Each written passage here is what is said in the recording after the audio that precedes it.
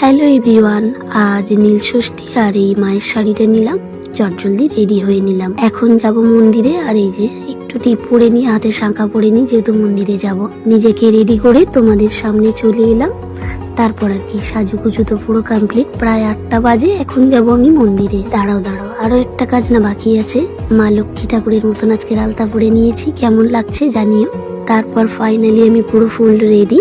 আর এখানে সবাইকেই ডেকে নিচ্ছিলাম। এই যে আমার ছোট্ট মা লক্ষ্মীও শাড়ি পরে রেডি। তারপর আমার শাশুড়ি মাকেও ডেকে নিলাম যে মা একটু আমার ক্যামেরার সামনে আসো। সবাই মিলে একসাথে দাঁড়িয়ে গেলাম, তোমাদের সামনে দেখালাম তিনজনের শাড়ি পরে, কেমন লাগছে জানিও। পর সবাইকে টাটা বলে বেরিয়ে পড়লাম পুজোর জন্য।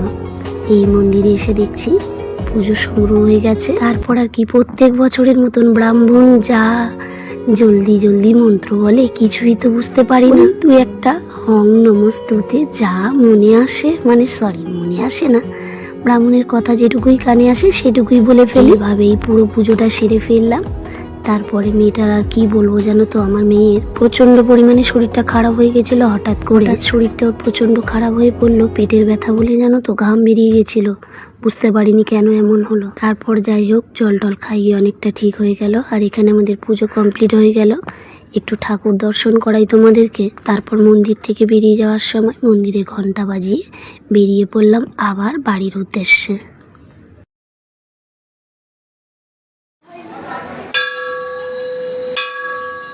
যাই হোক তারপর বাড়ি ফিরে আমার খাবার দাবার এখানে রেডি। চলো আজকের মতন এই অবধি ব্লগটা।